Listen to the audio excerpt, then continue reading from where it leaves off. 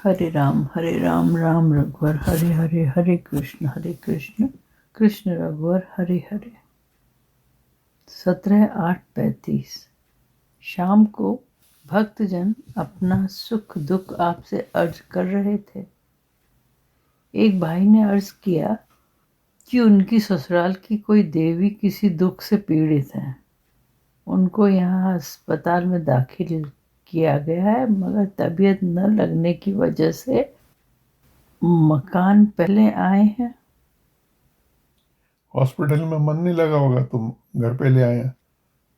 हाँ, हालत नाजुक है पर दवा हो रही है। यह सुनकर आप प्रेम भरी वाणी में समझाने लगे कि देखो भाई, अपने मन में दुख न मानना कि यह बला कहाँ से आन पड़ी। धन्यवाद दो, सेवा करो, हर हालत में सब बातों को उसी ओर समझो। देखा कितनी बड़ी बात है। वो तो दुखी होके कह रहे हैं कि हमारे ससुराल की हमारी सास आ गई हैं, मौसिया सास आ गई हैं, और हॉस्पिटल में नहीं, हमारे घर में ही आ गई हैं। तो उन्होंने कहा नहीं नहीं, ये तो बड़े धन्यवाद की बात है। ऐसा मौका आ जाए तो उसमें ये तो पुण्य कमाने का मौका है। पर उसमें पुण्य कमाने का भाव नहीं हो, कभी भी सेवा का भाव हो। यह आदेश तो उन भाई जी के लिए था। मैंने इसको वर्तमान हालत में अपनी ओर भी समझा। दुख सुख जो भी आ रहा है, सहर्ष धन्यवाद के साथ सहूं। हृदय कमल कभी मुरझाए नहीं, नहीं तो यही बात कुफ्र होगा बिल्कुल। और यही ईश्वर से विमुक्ता होगी। भक्तजन हर दशा में हरि अधीन रहते हैं। अच्छा, दुख में तो सब याद करते ही हैं, सुख में याद करे तो बात है। और चीज़ों से मन हटा के उसकी याद हो जाए तो बहुत ही अच्छी बात है। क्योंकि मन तो लग रहा है टीवी में और दूसरी चीज़ों में, इंटरनेट का जो चल रहा है उसमें, और रिलेशंस में, दोस्तों में। बड़ा अच्छा लगता है, वो बहुत अच्छा लगता है, लेकिन वहाँ से मन हटा के सुख में, अब आप सुख की हालत में हो, लेकिन मालिक की याद उनसे हटा के इधर करो, तब काम बनता है। 4/8/37। शाम आपने फरमाया कि ध्यान और समाधि के ऊंचे स्थानों को न चाहता हुआ जो केवल ईश्वर के सम्मुख होता है वही सच्चा भक्त है। बिल्कुल। किसी ने और ने भी कही ये शंका आई थी कि समाधियों से, समाधि एक स्थिति है, वो आपको वेरीफाई करती है कि आप ठीक जा रहे हो, लेकिन उससे भी ज़्यादा ठीक है कि आप ईश्वर को याद कितना कर रहे हो। ये सब बातें तो समय अनुसार आवेंगी ही। ईश्वर पर भरोसा करना जो सीखता है वही ठीक है। मालिक की रजा में बस राजी रहे, जैसा करे उसे उसमें खुश हो जाए बस। सुबह की पूजा के बाद फरमाया था कि जो ईश्वर की इच्छा में प्रसन्न रहकर सब काम करता है वही स्वतंत्र होता है। दुनिया के लोगों को प्रसन्न रख कोई स्वतंत्र नहीं हो सकता। नहीं हो सकता। जो अपनी इंद्रियों का दास है वो सबका दास है, हाँ, वो कभी स्वतंत्र नहीं हो सकता। वो तो दास अपनी इंद्रियों का है सबसे पहले तो। 7/11/37। दिवाली की छुट्टी में बड़े भैया आए थे। वो कहते थे, बड़े भैया मतलब ब्रजमोहन लाल जी, इनकी पोस्टिंग प्रतापगढ़ हो गई थी, यूपी में प्रतापगढ़ जगह, वहाँ हो गई थी। वो कहते थे कि सब्र अच्छी बात है पर राजी व रजा इससे भी बढ़कर है। सब्र अच्छी बात है। एक तो हो गया सब्र करना, चाहे दुखी हो रहे हाँ, हैं। उसमें सब्र कर रहे हो, पर सब्र में आप खुश नहीं हो। सब्र में बस उसको एक्सेप्ट करो कि हाँ जो है जी ठीक है, बस हम सह रहे हैं। लेकिन राजी व रजा में उसमें खुश भी हो रहे हैं, बल्कि धन्यवाद भी दे रहे हैं। नेगेटिव हो रहा है तो भी धन्यवाद दे रहे हैं। श्री महाराज जी ने फरमाया कि अपने गुरु में फना हो फिर बका, फिर फना और बका से परे।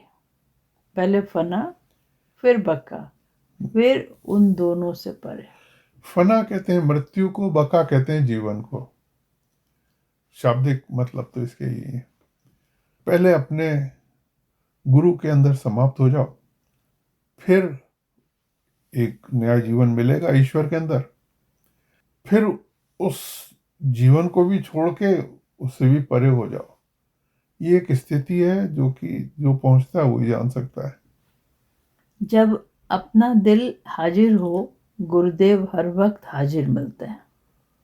अपना को हाजिरी की दिक्कत है, बाकी तो वो तो तैयार। सूरज है, या जैसे समझो कि ऑक्सीजन है, हर वक्त हाजिर है। लेकिन आप, अगर आप लेने वाले हो तो हमेशा अवेलेबल है। आप लेने की स्थिति में नहीं हो। बहुत सारे लोगों को ऐसा होता है कि ऐसी स्थिति में होते हैं उनको ऑक्सीजन सिलेंडर लगाना पड़ता है। नहीं हो आप तो दिक्कत है, वरना तो ईश्वर हमेशा अवेलेबल है। आप अवेलेबल नहीं हो। दिल हाजिर तब होता है जब कोई अपने गुरु की जरूरतों को देखता भालता रहता है। ईश्वर की याद में मिट जाओ। दो अलग अलग बातें हैं, इनको अलग अलग बोलो। पहला तो दिल हाजिर तब होता है जब वो गुरु की जरूरतों को देखता भालता है। वो भी एक इम्पोर्टेंट। जरूरत पैसे की नहीं होती, जरूरत होती है वो क्या चाह रहा है आपसे और आप उसको पूरा कर रहे हो कि नहीं। ये है, तो ये बहुत इंपॉर्टेंट बात है। और दूसरा क्या है? ईश्वर की याद में मिट जाओ। जनाब लालाजी साहब फरमाते थे, तालीम में सख्ती मत करो। पहले तो ईश्वर की याद में मिट जाओ। इतनी याद करो कि खुद को भूल जाओ, उसकी याद रह जाए। और दूसरी बात है, तालीम में सख्ती नहीं करो। कोई बर्डन नहीं डालो किसी पे। कहीं इतने जाप मत बता दो कि वो उस जाप से ही दब जाए। इतने ध्यान की लंबी सिटिंग मत बता दो कि कहीं वो जी चुराने लग जाए। इतने लंबे कोई मॉरल ऑब्लिगेशंस मत डाल दो कि वो नहीं संभाल पाए। तो ये टीचर्स के लिए है ये बात बेसिकली। 7-7-38। बड़े भैया ने कहा कि बंदा वह क्या जो तालिबे मौला न हो सका। बंदा वो क्या जो तालिबे मौला न हो तालिब सका। मौला यानी ईश्वर भक्त नहीं हो सका। कतरा वो क्या जो माइले दरिया न हो सका। कतरा वो क्या, वो बूंद क्या जो समुद्र का इच्छुक नहीं हो सका। इंसान की बड़ाई और कमाल इसी में है कि वह ईश्वर में फना हो। बिल्कुल, ये आपने कहा क्लियर कट है। ईश्वर में फना हो। ईश्वर में फना के रास्ते वही तीन कमाल बताए हैं। इंसानी है। हाँ, तीन रास्ते बताए हैं। फना फिल शेख, फना फिल रसूल, फना फिल्ला। अपने गुरु में फना हो जाओ, गुरु जिसमें फना हो। अगर गुरु सिलसिले से जुड़ा हुआ है तो वो रसूल अल्लाह में फना होगा, और रसूल अल्लाह तो ईश्वर में फना है ही, तो उनमें फना हो जाएगा। आपने कहा, दोनों जहां के आशिक तेरे तुझ पर वारे तुझ बैठे पर हैं। वारे बैठे हैं, मुल्क बका बका में में डाले डाले डेरे, डेरे सबसे सबसे किनारे बैठे में हैं। बैठे हैं। तेरे आशिक तुझ पे वारे बैठे हैं। ईश्वर के लिए बात हो रही है कि तेरे आशिक और तुझ पे जान डाले बैठे हैं। मुल्क बका में डाले डेरे, जहां पुनर्जीवन हो चुका है, जहां पर वो स्थिति हो चुकी है जो कि फना के बाद आती है। फना के बाद बका आती है, बका के बाद बकाउल बका आती है। बकाउल बका यानी मृत्यु के बाद, अपने मैं की मृत्यु के बाद जीवन, नया जीवन। मैं जब मरता है तब नया जीवन, नया कोई आइडेंटिटी मिलती है। वो आइडेंटिटी के बाद भी एक वो आइडेंटिटी मिलती है ईश्वर में। और जैसा अभी बताया था कि उससे भी परे हो जाओ तो मुल्क बका में डाले डेरे, फिर उसके बाद उसके भी किनारे, सबसे किनारे बैठे। भक्त लोग न इस जहान को और न उस जहान को चाहते हैं, उन्हें सिर्फ ईश्वर की तलब है। न तो भक्त को इस जहान मतलब भू भुव स्व, पृथ्वी, ट्रांजिट और स्वर्ग, ये तो चाहिए नहीं। उस जहान, बाद के मुक्ति के लोग, महाजन तप और सत, वो भी नहीं चाहते। वो बस ईश्वर की तलब है। वो आखिर को चाहते हैं, जहां पर वो सबका नियंता, सबका जो मालिक है, उसको चाहते हैं। और उसको चाहने वाले कम होते हैं, लेकिन बस अगर कोई चाहने लग जाए तो फिर उसको फिर कुछ बचता नहीं है करने के लिए। उसकी मर्जी में खुश व खुर्रम बने रहते हैं। खुर्रम कहते हैं प्रसन्न, वो खुश की ही बात है।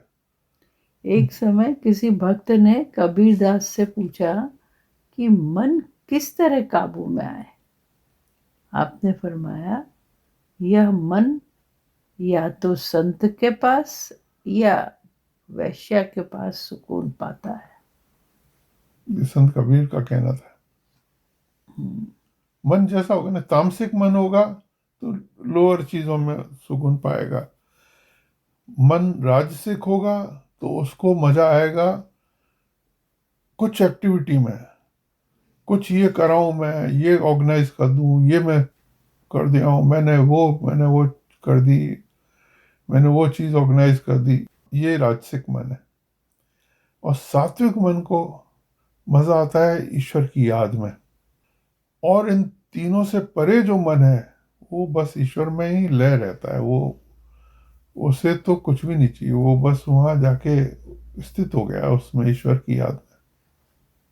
7/8/38, 7 अगस्त 1938। ईश्वर किसी के पाप पुण्य ग्रहण नहीं करता।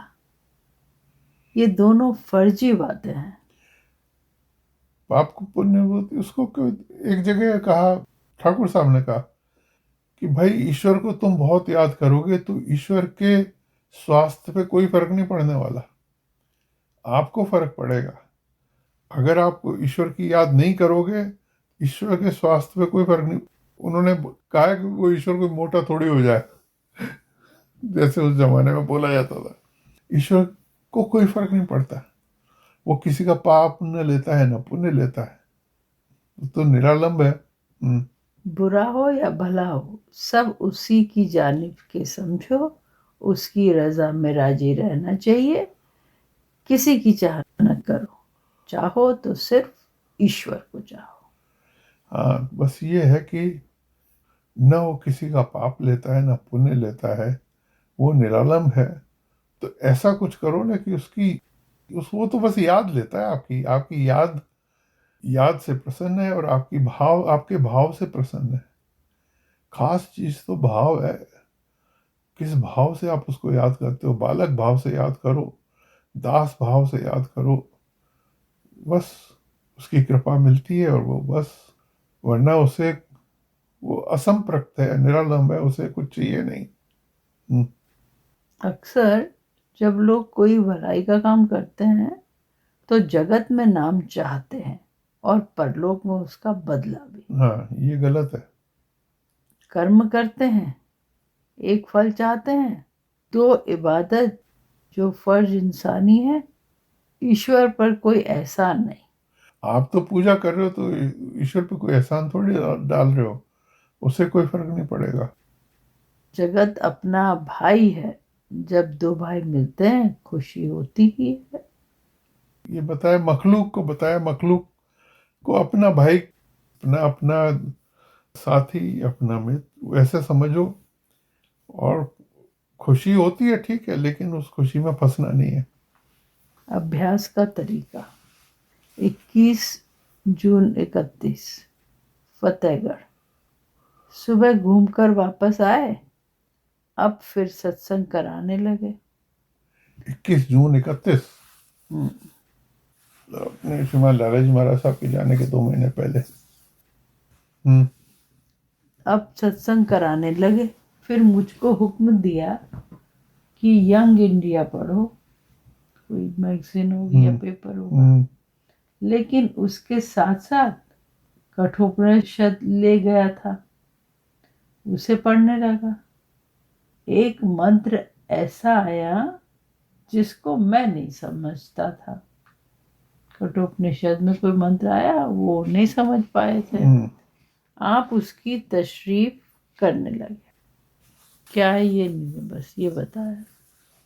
सभी बातें इस भीतर, ये भी कठोपनिषद का ही है। ओम सहना भवतु सेनो भुनक्तु सह वीर्यं करवावहै तेजस्विनावधीतमस्तु मा विद्विषावहै। कठोपनिषद का है। सभी बातें इस भीतर के अभ्यास से साफ हो जाती हैं। अभ्यास का तरीका यही है कि सिद्ध आसन में बैठकर दिल की आंख हृदय पर लगाकर यही ख्याल करना कि हे परमात्मा, तेरी जात के सिवाय कुछ नहीं है। ला इलाहा इल्लल्लाह, है ना। न ये दुनिया है, न मैं हूं, न जिस्म है, बस सिर्फ तू है। वाह, इस ख्याल में महब जाना। बिल्कुल। यह अभ्यास करने से सब राज अया होने लगते हैं, अया सब मतलब भेद प्रकट होने लगते हैं। सभी उपनिषद इसी अभ्यास के सहारे पढ़ने चाहिए। अया, अया वर्ड आता है। एक वो है, कहीं 100 हिजाबों में है अया, कहीं जलवे जलवे में है निहा, तेरा जलवा भी है अजीब शे, कहीं खास है कहीं आम है। तो वो कहीं 100 हिजाबों में कहीं छुपा हुआ है, कहीं प्रकट हो रहा है, कहीं खास है और फिर प्रकट भी कहीं खास रूप से प्रकट हो रहा है, कहीं जनरल रूप से आम रूप से प्रकट हो रहा है ईश्वर का जलवा। ईशोपनिषद का यही सार है। अपने ख्याल से दोहरेपन को हटा। ख्याल का दोहरापन क्या है? द्वैत को हटाना है। अद्वैत, एक सब ईश्वर एक है, द्वैत सब को हटाना है। मैं और गुरु भी नहीं, उसके बाद उसके ऊपर जो स्थिति है जहाँ एक है, बस वही है बस। जो ही यह दोहरापन गया नहीं कि अभ्यास निहायत उम्दा और पाक बनकर रह जाता है। जैसे बातिन वैसा ही जाहिर, दोनों में इख्तिलाफ न हो। बातिन यानी अंदर, बातिन यानी आंतरिक, और जाहिर माने आपका बाहरी प्रकट। तो वो दोनों में इख्तिलाफ यानी फर्क न हो, फिर एक जैसे हो जाते हैं वो। 12/6/34। एक भाई को सत्संग के लिए तंबीह यानी सचेत करते हुए आपने फरमाया कि जब मुझे गुरु महाराज की खिदमत में हाजिर होने का समय आ जाता, उस समय कोई भी कितना भी जरूरी काम होता अलग कर देता।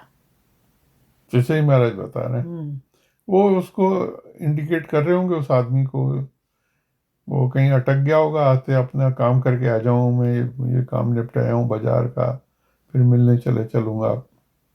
सच्चाई महाराज का तो बहुत। और पैदल जाते थे 8 फरलांग। एक जगह आया कि 3 बार दिन में 3 बार, मतलब 3 बार मिलने गए तो 6 बार 8-8 फरलांग चले, तो जाने कितने मील चल लिए होंगे रोज। 13/9/32। आपने एक भाई से देरी से आने का कारण पूछा। उन्होंने अर्ज किया कि गंगा जी गया था, सुबह की पूजा वहीं की थी। आपने फरमाया सबसे प्रथम शौच आदि से फारिग हो पाक साफ होकर अपनी नित्य की पूजा करनी चाहिए। उसका समय छूटने न पाए, वही मुख्य कार्य है। और कार्य चाहे कुछ मिनट पीछे हो, उसमें कोई हर्ज नहीं। गंगा जी चले गए, लेकिन पहले अपने घर की पूजा पहले करो। श्री गंगा जी घाट में विराजती है, पूजा सबके सामने न करो। एक ये भी कारण है कि वहां सबके सामने आप बैठ गए हो, ध्यान कर रहे हो, लोग देख रहे हैं। एकांत में जहाँ प्रभु जी ही साथी हैं, वही स्थान उत्तम है। विवश होने पर और के सामने करें, मगर हृदय में ख्याल न आए कि कोई और है। और किसी को पता भी नहीं पड़े। हमारे यहाँ हुजूर महाराज फरमाते थे कि आंख खोल के ध्यान करो। अगर पब्लिक के बीच में बैठे हुए हो और आपको ध्यान करना है, तो आंख खोल के ध्यान करते रहो। किसी को ये नहीं लगे कि आप कुछ कर रहे हो, आप आंख बंद करके बैठे हो, भक्ति अपनी दिखा रहे हो ना। एक भाई ने पूछा कि महाराज, विचारों की भरमार होती है, ऐसी स्थिति में क्या करूं? आपने कहा, विचारों को आने दो, उनकी राह क्या कोई रोक सकता है? उनकी ओर ध्यान न दो, उनसे झगड़ा मोल न लो, उनसे झगड़ा मोल न लो। तुम अपना काम करो, वे अपना काम करें। दूसरे जो बाहर के लोगों में बहुत फिरोगे, आप भी बहुत सा कूड़ा करकट भर लाओगे। वह अवश्य ही निकलेगा और तंग करेगा। इसलिए राजयोगी को हुक्म है कि प्रायः लोगों के संग से बचे और दूसरे लोगों के संग से बचे। एकांत, जैसे रामकृष्ण परमहंस जी कहते हैं, मन में, वन में, कोने में। इसलिए राजयोगी को मुक्त है कि प्रायः लोगों के संग से बचें। भाई जी ने फिर पूछा कि महाराज जी, ये कैसे हो? दुनिया में रहकर सबसे मिलना जुलना ही पड़ता है। तो आपने फरमाया, बेशक, मिलो मिलो जुलो।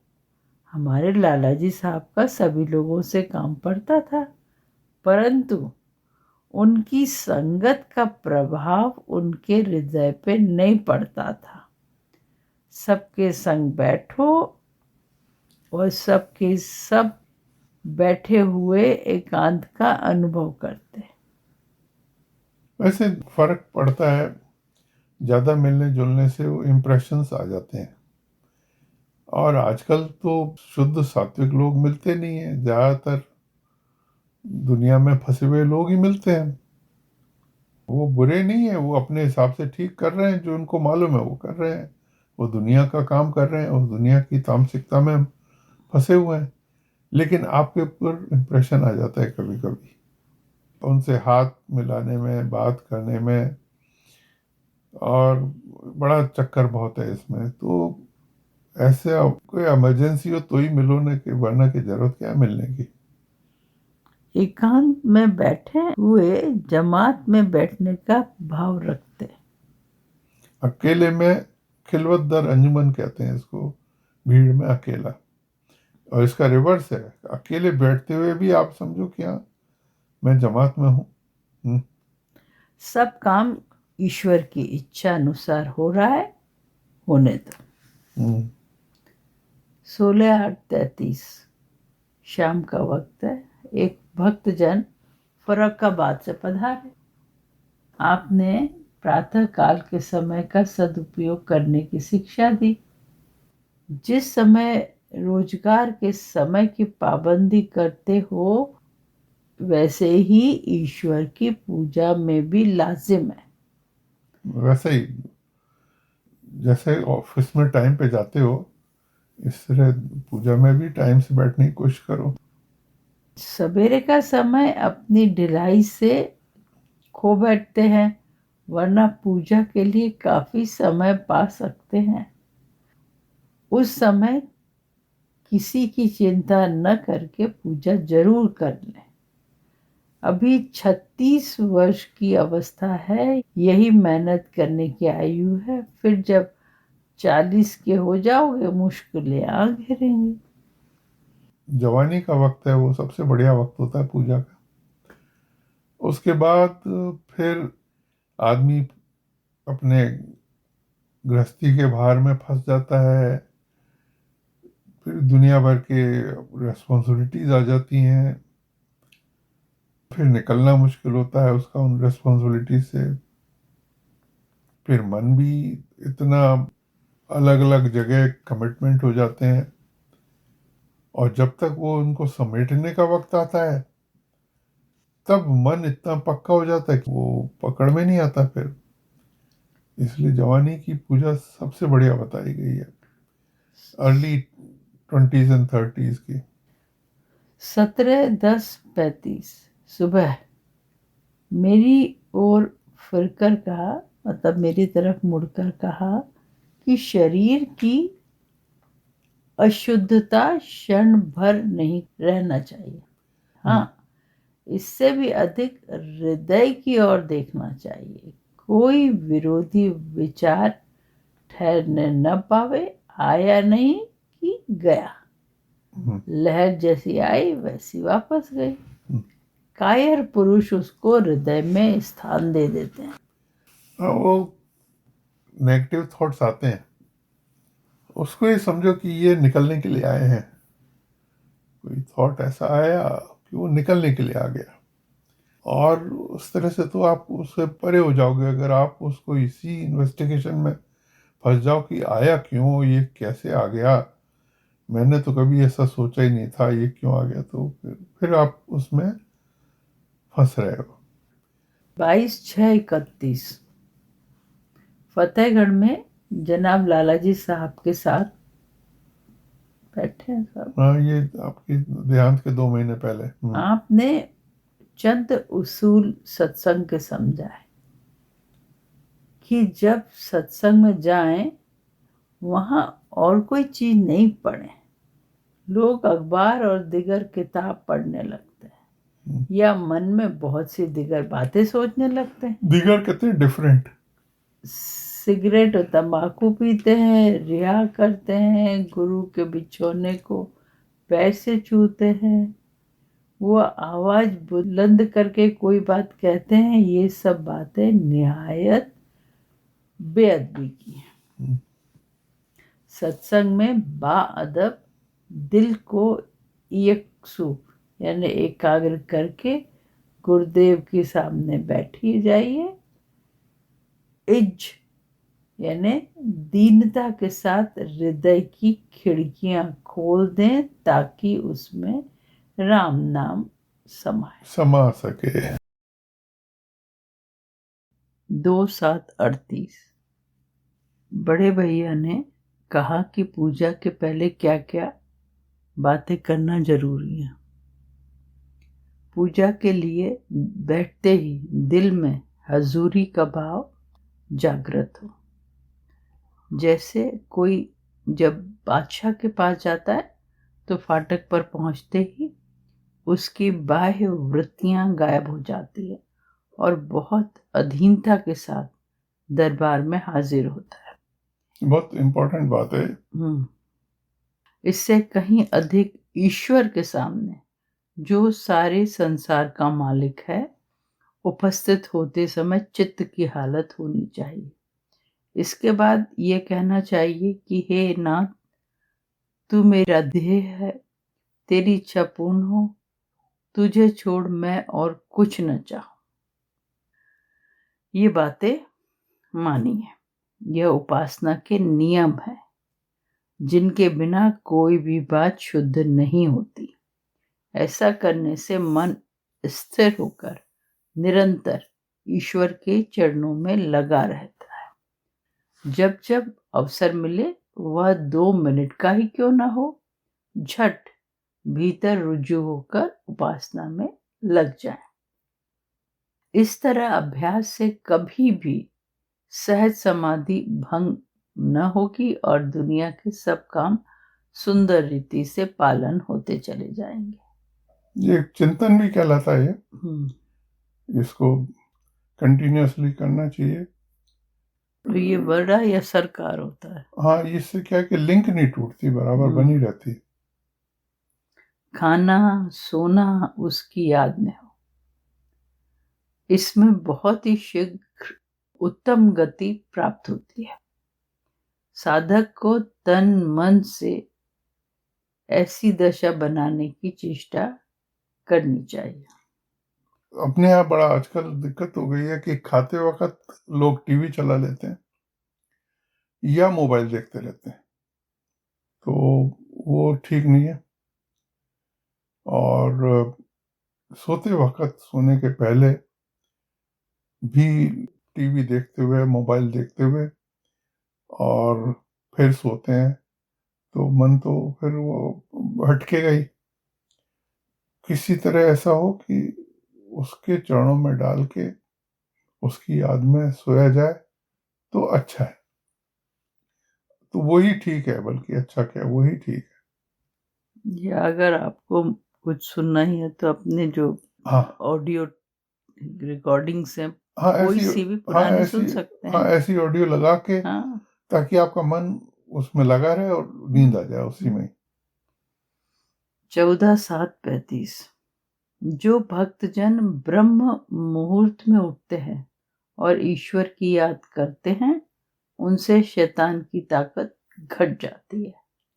जो भक्तजन ब्रह्म मुहूर्त में उठते, ईश्वर की याद स्वयं करते और उच्च स्वर से हरि नाम गाते हैं, शैतान की ताकत और भी घटा देते हैं।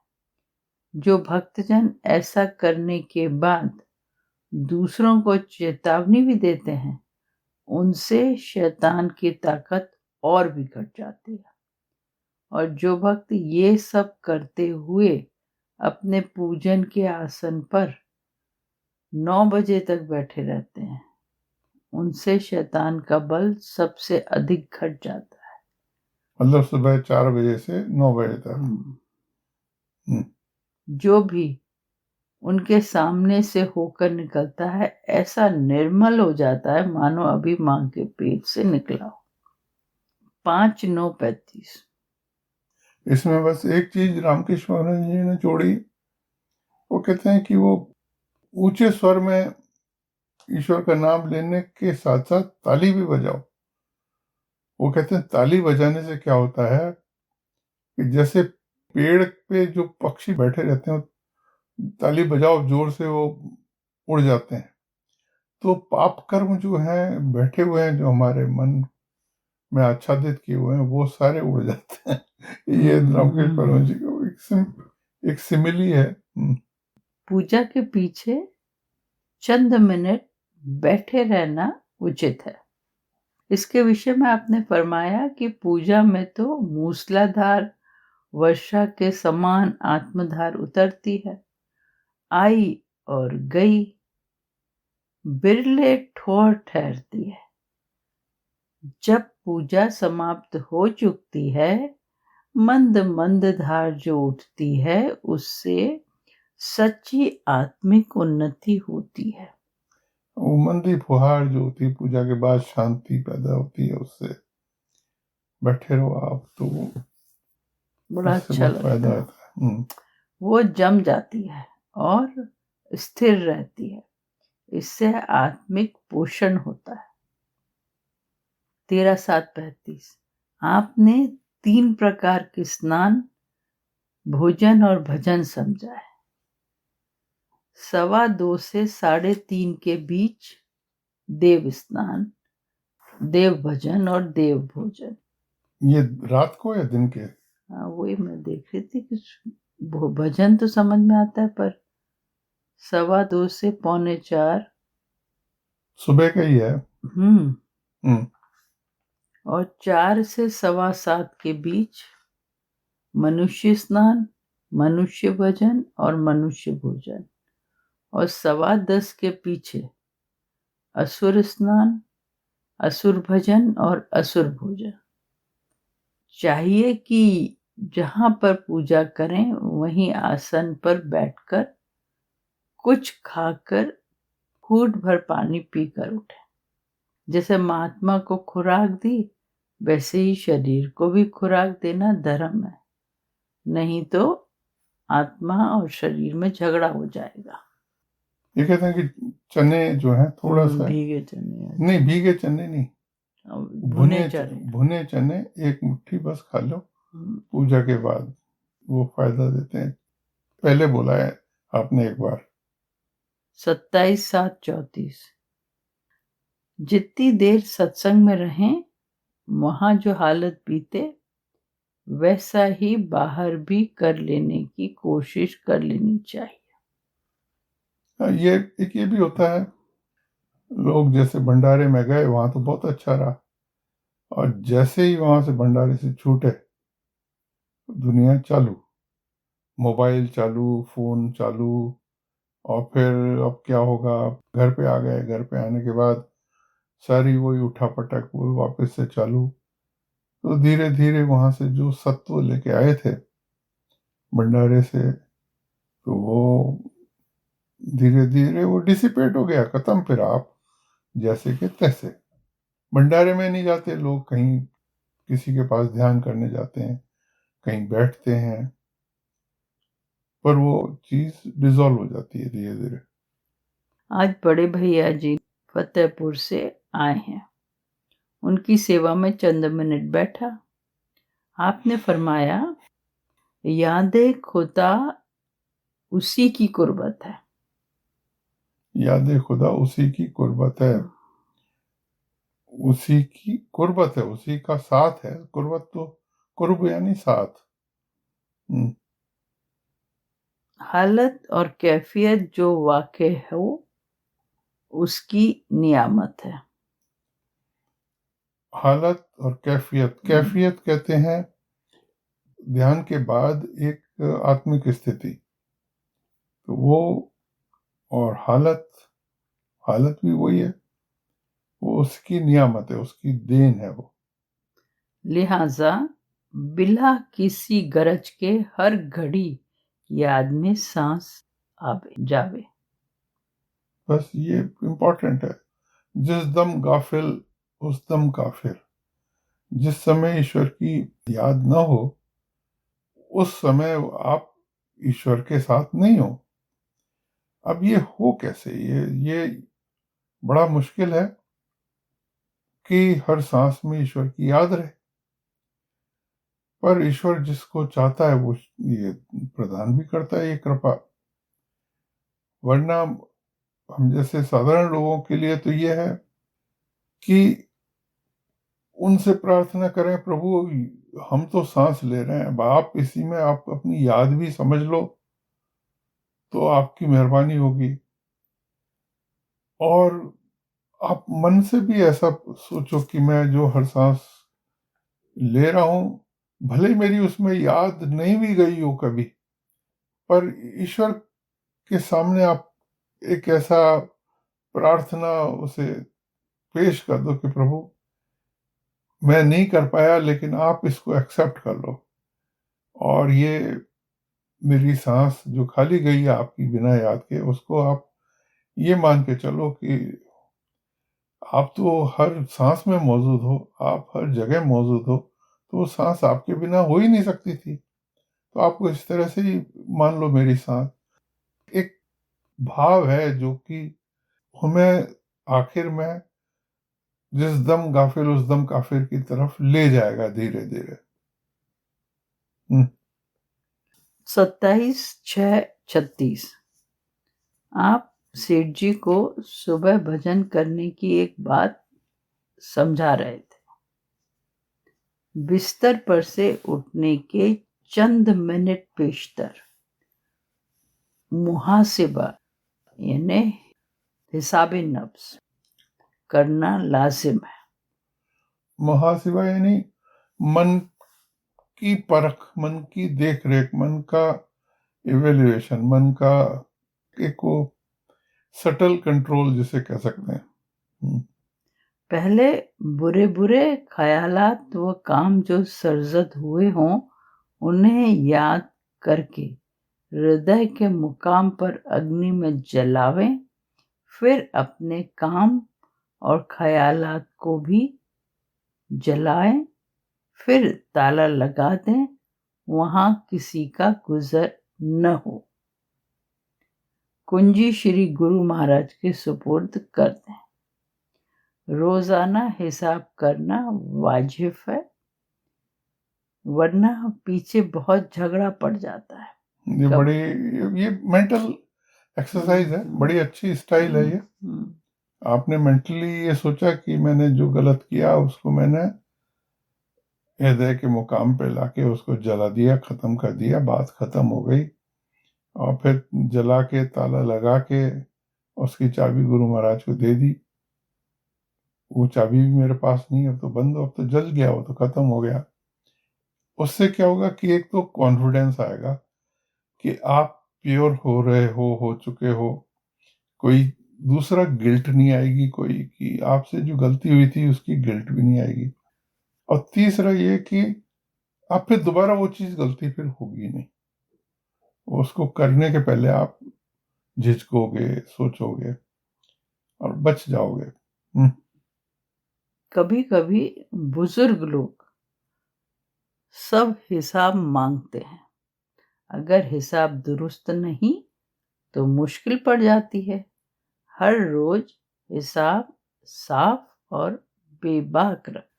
हाँ, ये भी जरूरी है। जैसे अकाउंटेंट कहते हैं ना, डे बुक शाम के पहले हर ऑफिस में जहाँ डे बुक अकाउंट्स की बनती है उसमें पूरे दिन की एंट्रीज क्लोज कर दी जाती हैं और कैश मिला लिया जाता है। कितना आया, कितना दिया, और अकाउंट मैच करके और एंट्री सारी मैच करके, और कैश कितना आया, कैश कितना गया और बैलेंस कितना कैश बचा है, सारा मैच हो गया और डे बुक बन गई। इस तरह डे बुक भी हर एक की बननी चाहिए रोज। आपने फरमाया अभ्यास का सर्वोत्तम समय संध्या काल है। सुबह व शाम को फुसलाकर उसे बस में करने का यत्न करें। जबरदस्ती से धोखा उठाना पड़ता है। रोज शाम, कहते हैं शाम की पूजा और भी अच्छी होती है, और जबरदस्ती से धोखा उठाना पड़ता है। अच्छा, जैसे आप सुबह शाम को फुसला कर उसे बस में करने का यत्न करें। हाँ, बस यानी बस सुबह में कर शाम लें। अपना जो अभ्यास है उसको बराबर करें। मन नहीं हो रहा तो आप उसको बहला फुसला के करें। जबरदस्ती से अगर जबरदस्ती करेंगे तो धोखा उठाना पड़ता है। हाँ, मन को फुसला के लाइन पे लाना चाहिए। पतन के कारण 7 जुलाई 1934 शाम का वक्त। आपने प्रसंग आने पर समझाया कि साधक जन भ्रष्ट कैसे होते हैं। इच्छा वासना पहले तो जब कोई यह समझने लगता है कि हमने तो अब गुरु पा लिया है, निश्चिंत होकर बैठ रहे और समझे कि मुझे तो कुछ करना धरना थोड़े ही है, सब पाप पुण्य गुरुदेव के जिम्मे है। ये समझना महान भ्रम है। पूज्य श्री लालाजी महाराज फरमाते हैं, जिसने गुरु किया उसने अपने को जीते जी गारे में गाड़ा। गारे में यानी सीमेंट के अंदर फिक्स कर लिया। शांत होकर बैठ रहने में सबसे बड़ा भय है। नित्य कुरेद बनी रहे कि कब दर्शन होंगे। जैसे सीमेंट कभी भी वो क्योरिंग उसकी होती है तो वो जमना शुरू हो जाता है सीमेंट, और जो एक्टिविटी करता रहेगा वो उसमें अंदर जम नहीं पाएगा। तो ये एक एग्जाम्पल दिया आपने कि अपनी कोशिश करते रहो, और ये तो सच है कि आपने जो आपको सिलसिला मिल गया है, जो आपको रास्ता मिल गया है, उसमें सब चीज हो जाएगी, लेकिन उसमें अपनी कोशिश में कमी नहीं हो। मुमुक्षुता या तीव्र उत्कंठा इस मार्ग में अति आवश्यक है। तड़प जरूरी है, वही मुमुक्षुता और अति उत्कंठा, तड़प। दूसरे उन लोगों के जो गुरुदेव से दूर हो जाते हैं, गिरने का भय है। जो समय मिलने पर भी उसकी कद्र नहीं करता, समय से हाथ धो बैठता है। हाँ, जो दुनिया के जरूरी कर्तव्यों में इस कदर उलझ गया है कि फुर्सत नहीं पाता है और दिल में तड़पता रहता है कि क्षण ही भर को दर्शन मिल जाए, वह दर्शन का फल पाता है, भ्रष्ट उसको मिल नहीं जाता होता। उसको मिल जाता है।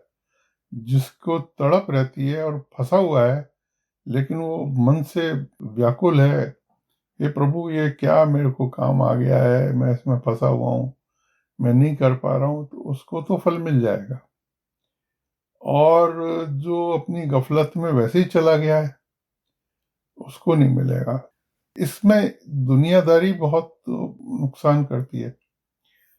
लोगों के क्या है कि गेस्ट आ गए, रिलेटिव आ गए, लॉन्ग टर्म आ गए कोई गेस्ट, और आप फंस गए उसमें, और अपने यहाँ मिलना जुलना आप अपने जहाँ जाते थे वहाँ बंद कर दिया जाना, तो नुकसान होता है उसमें। फिर क्या होता है कि वो लिंक टूटती है धीरे धीरे। इंद्र देवता जब किसी को ब्रह्म विद्या की ओर अग्रसर देखते हैं तो विघ्न उपस्थित करते हैं, काम शक्ति प्रबल करके उसे नष्ट करने की चेष्टा करते हैं। 18:5:38 आपने फरमाया, तरुवर फले न आपको, नदी न पीवे नीर, परमारथ के कारण संतन धरा शरीर। नदी अपने का पानी नहीं पीती, पर्वत क्या है? तरुवर फले न आपको, तरवर पेड़ खुद अपना फल नहीं खाता, नदी अपना पानी नहीं और पीती। परमार्थ के कारण ही संतों ने शरीर रखा हुआ है। खतरे 4 होते हैं।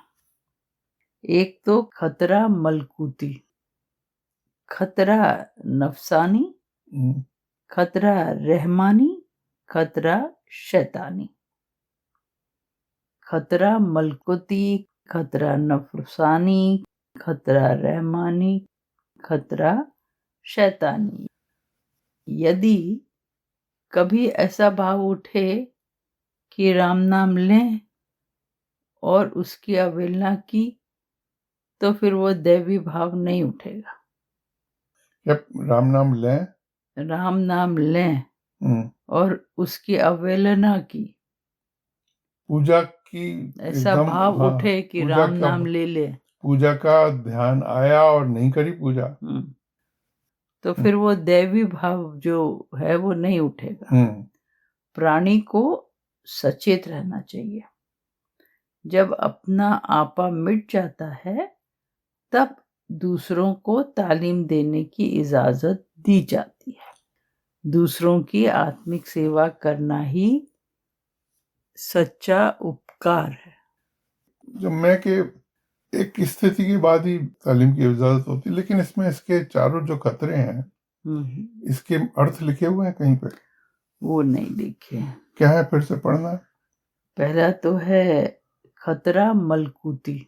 मलकूती जो बेसिक जो खतरे हैं, दुनिया के मलक यानी दुनिया के लोगों की वजह से, अपने घर वालों की वजह से, अपने काम की वजह से, ये तो खतरा मलकूती है, इसमें आप पूजा नहीं कर पाते। खतरा नफसानी, दूसरा कि आपको कोई भी डिस्टरबेंस नहीं है, लेकिन आपका अंदर से मन ही नहीं कर रहा, मन आपको घुमा रहा है, वो कहता है कि नहीं ऐसा करो कि ये कर लो, पूजा तो बाद में हो जाएगी, तो वो नफसानी है। खतरा रहमानी। खतरा रहमानी तो ईश्वर को बोलते हैं, रहमान तो अब ईश्वर की तरफ से तो कभी खतरा आएगा नहीं, लेकिन ये सूक्ष्म खतरा है जिसमें कि आदमी किसी ऐसी स्थिति में फंस जाता है कि जिसमें ये फाइनर है, ये थोड़ा सा इसमें आपकी बुद्धि विचलित हो गई किसी वजह से, ये बुद्धि का खेल बिगाड़ दिया किसी चीज ने, वो रहमानी शायद है। खतरा शैतानी। खतरा शैतानी है, आपके मैं का अहंकार आ गया, आपको थोड़ी सी हवा लग गई, लोगों ने तारीफ कर दी, या आपको अंदर ही अहंकार आ गया कि मेरी वजह से ये हो रहा है, ये शैतानी है। 1 जनवरी 35। पूजा के बाद आपने फरमाया कि जब कोई प्राणी ठीक मार्ग पर नहीं चलता तो उसे चेताने के लिए पहली चीज बीमारी है जो ईश्वर उस पर या उसके संबंधियों पर डालते हैं। ये जो खतरे अभी अपन ने डिस्कस किए, इसको मैंने अपने अंदाजे से बताया, लेकिन इसको वेरीफाई कर लें किसी और टेक्स्ट या कहीं से। हाँ, यदि उस समय वह सचेत हो, ईश्वर को धन्यवाद देता है, तो आधी तो उसी क्षण दूर हो जाती है। आधी की आधी हृदय में तस्कीन आने से या शेष चौथाई नाम मात्र दवा आदि से। ये कह रहे हैं कि अगर कोई प्राणी ठीक मार्ग पर नहीं चलता है तो पहले तो उसे बीमारी आती है। चिताने के लिए उसको मतलब चेतावनी सी होती है कि पहली चीज बीमारी है, बीमारी आती है, तो बीमारी तो या में तो ईश्वर उस पे डाल देता है या उसके संबंधियों पे डाल देता है। क्योंकि संबंधियों पे भी डालता तो वो भी आपकी चिंता का विषय हो जाता है। यदि उस समय आपने लिखा है इसमें संबंधियों पर डाल देता है। हाँ, उस पर या उसके संबंधियों पे डालते हैं, फैमिली में। हाँ, जैसे आपकी पत्नी पर या आपके पति पर डाल दी। हाँ, टाइम तो आपका भी ले लिया ना उसने। या आपका मानसिक, वो आप चिंता में रहते हो, वो बात है। टाइम भी ले लिया, आपके मन का वो भी ले लिया। मतलब आप ठीक नहीं चल रहे थे इसलिए ये हुआ। यदि उस पर वो सचेत हो, अगर उस समय वो सचेत हो, तो ईश्वर को धन्यवाद देता है। हाँ, तो आदि तो उसी क्षण दूर हो जाती है। ईश्वर को धन्यवाद देता है कि प्रभु आपने मेरे को ये बीमारी दी, चिता दिया, आपने मेरे को चेताने के लिए दी है, तो वो आधी खत्म हो गई। और आधी की आधी मतलब 1/4 हृदय में तस्कीन आने से। तस्कीन कहते हैं चैन, शांति, सुकून। वो कहते ना कि अरे ये बला टली थोड़ी सी पे, नहीं, सुकून आ गया कि चलो अब मैं चेताया गया हूँ, अब मैं अपने काम पे लग जाऊंगा। और चौथाई नाम मात्र दवा आदि से, वो दवा वगैरह जो खा, हाँ, बची हुई जो थी 12.5%, वो दवाई वगैरह से ठीक होती है, बाकी तो सारा ही है। और यदि बीमारी से भी सचेत नहीं हुआ तो विपत्ति भी डाल देता है। अगर तब भी नहीं चेता तो भूखों मरता है। भोजन वस्त्र आदि से तंग रखता है। अच्छा। तब तो प्रार्थना भी नहीं सुनता। हाँ, यदि कोई संत महात्मा उसके साथ मिलकर प्रार्थना करे तो कुछ सुनवाई हो सकती है। ये नई चीज सुनी। 18/8/35। एक दूसरे साहब से आपने फरमाया कि जिसका हृदय अपने गुरु से विमुख होता है उसके ऊपर ईश्वर का कोप प्रकट होता है। बाहरी कष्ट शरीर आदि के उस पर आने लगते हैं। स्त्री बच्चों को बीमारी शुरू होने लगती है। उसे बाह्य जीवन में सुखी होना दुर्लभ हो जाता है। हृदय तो जलता ही रहता है, इसकी बात ही क्या, शरीर भी ताप से नहीं छूटता। ईश्वर न करे किसी के हृदय में गुरुदेव के विरुद्ध कोई विचार उठे। गुरुदेव कष्ट नहीं देते, ईश्वर देता है।